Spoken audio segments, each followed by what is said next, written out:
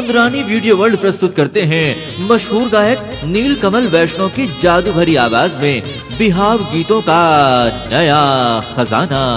डिड़वा नाचो डिड़वा गावो।